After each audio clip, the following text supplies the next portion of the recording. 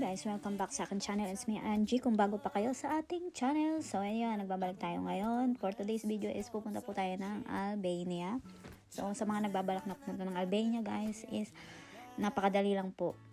Wala po kaming inaplayan na visa. So ang tanging ipapakita nyo lang sa airport is yung resident kayo sa UK. Katunayan na resident kayo sa UK. So, yun lang naman po yung ipapakita nyo. So, yun po yung itsura ng hotel.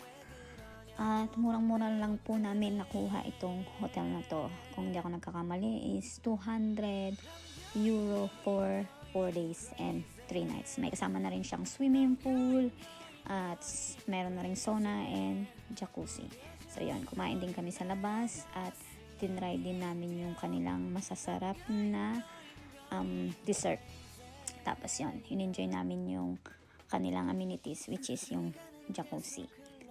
Yan yung itsura niya guys. So, di ba? Sasayaw-sayaw na si ating nyo. Wala na siyang magawa sa buhay niya. So, yan. Yan lang talaga yung pinunta namin dyan. Yung mag-enjoy, mag-relax. Pares lang pala yun. Mag-enjoy kasi sobrang pagod din sa trabaho. Deserve din naman natin na mag-relax kahit papano, di ba? Hindi lang puro trabaho. Yan. Kasama ko pala yung kaibigan ko dyan guys.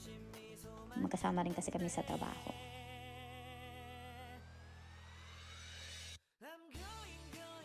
Ayan na. Wala nang magawa si ating. Yan. Naboring na siya. Sige, push mo yan. Sayo lang.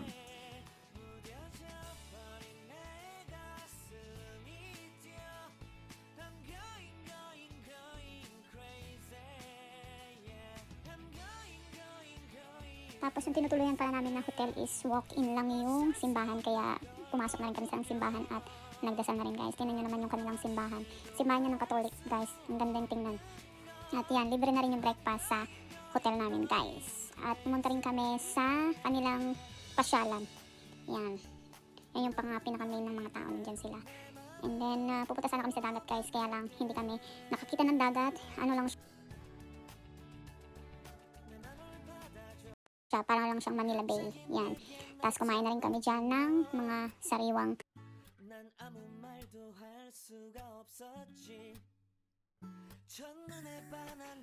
isda. Sariwang mga seafood. Yan. So, thanks for watching guys and bye!